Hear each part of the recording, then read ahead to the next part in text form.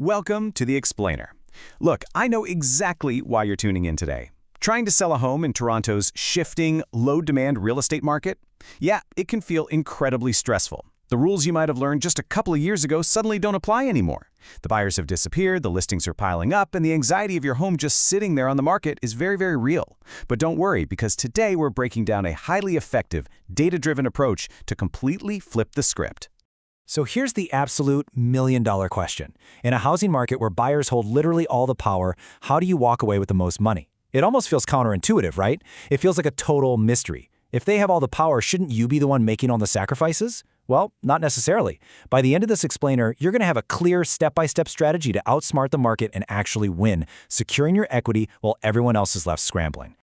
I absolutely love this analogy from our source material. Think of a buyer's market a lot like a playground, where there are 10 swing sets, but only 3 children who actually want to play.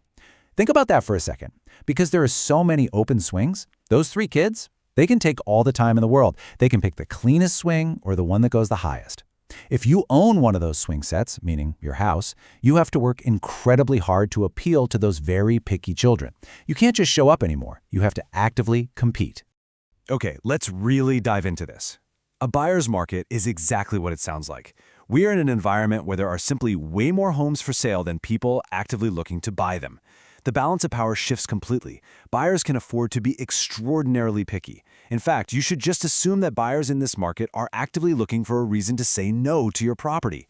If it looks too expensive or if it doesn't offer immediate, obvious value, boom, they'll just move on to the next swing set. All right, let's meet the 4 homeowners navigating this exact market.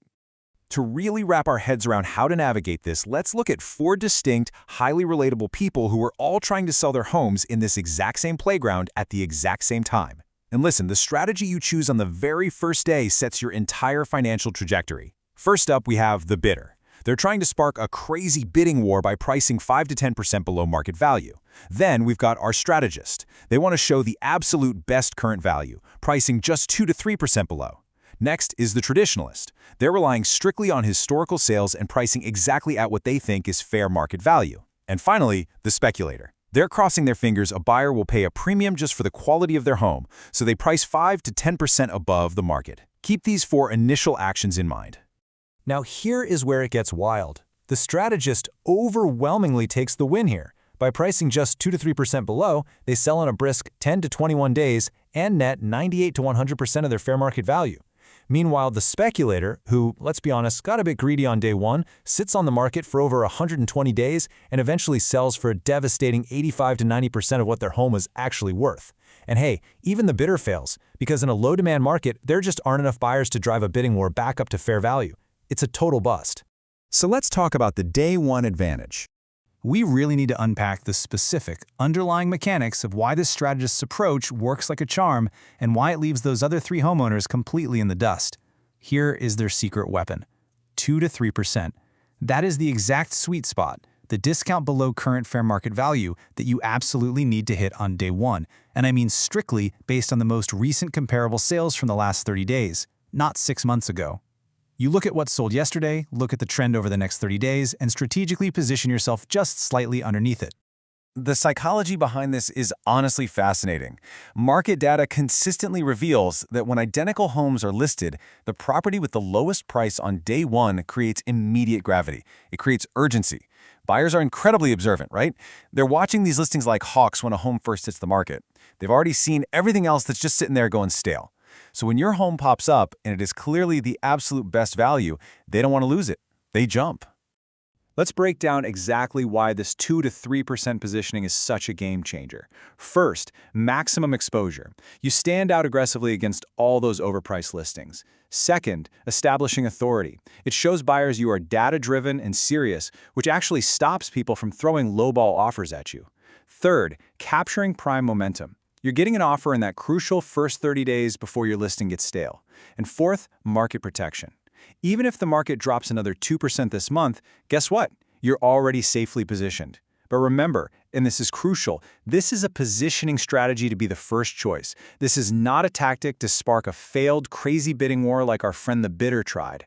Just think about how the market perceives these 2 extremes. The strategist is viewed as having high liquidity and offering the best value. Buyers flock to it. Directly contrast that with the speculator. Because they priced way too high, their home sits, and after 120 days, the market perception shifts entirely. Buyers now look at that home and think, what's wrong with it?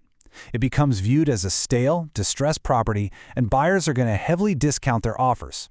It's a huge red flag.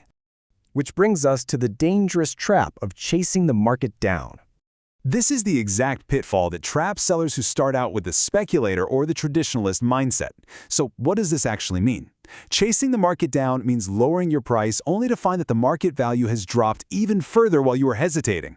Imagine you price your home at $1 million, but the market says it's worth $950. You wait a month, you get a little stubborn, and finally you lower it to $950. But in that month, the market dropped to $920. You are constantly one step behind, just bleeding your hard-earned equity month after painful month. Selling a home today requires a completely offensive pricing posture. You're basically in one of two camps. You're either behind the market, pricing based on stale data that's 30 to 90 days old, which pretty much guarantees you're overpriced in a falling market. Or you are ahead of the market, pricing 2 to 3% below the most recent fair value to stay firmly in front of that downward trend. It is literally the stark difference between playing defense and playing offense. So, what if you're already caught in the trap? How do we build a recovery plan right now? Well, step 1, purge the stale data. Stop looking at what your neighbor's house sold for 6 months ago. It doesn't matter anymore. Step 2, make a bold adjustment. Look, tiny 1% reductions are completely useless. Buyers don't even notice them. You need a meaningful adjustment, typically 5% or more, to actually get below your competitors. And step 3, reset the narrative. You've got to reposition your home as the undisputed best value on the block to regain that crucial momentum. Now, let's look at the cost of waiting and some pretty brutal math. We really need to look at how the math actively penalizes sellers who refuse to adjust their emotional expectations to match reality. The core concept here is the time value of money. It's a simple financial principle stating that money received today is worth more than the same amount received later. The speculator makes a fundamental error here. They think, I'll just wait it out for an extra 10 grand. But holding out for that extra cash completely ignores the silent, massive drain on your actual net profit. Let's talk about what's actually draining that profit. It's your accumulating carrying costs. Every single month, your home sits unsold, you're paying mortgage interest, you're paying property taxes and insurance, you're paying for maintenance and utilities, and honestly, the biggest one, the opportunity cost of money. That is the return your money could have been generating if it was already in your bank account invested somewhere else. These heavy financial burdens, they pile up every single day. And this brilliantly illustrates our ultimate point. A swift sale at a 2 to 3% discount is often financially superior to a prolonged listing at a higher price. When you actually sit down and do the math, factoring in the carrying costs and the very real risk of the market dropping further, taking a tiny, strategic discount on day one leaves way more actual cash in your pocket than waiting 120 days to sell to someone who thinks your home is a distressed asset. Strategic positioning is always going to beat emotional expectation. So, I'm going to leave you with this stark choice. Will you position ahead of the trend, or will you pay the cost of waiting? In a buyer's market, you absolutely cannot wait for the market to prove that you are overpriced. You have to take control on day one. Be the strategist. Look at the data, price it right, secure your equity, and move on to your next adventure. Thanks so much for joining me on this explainer, and I will catch you next time.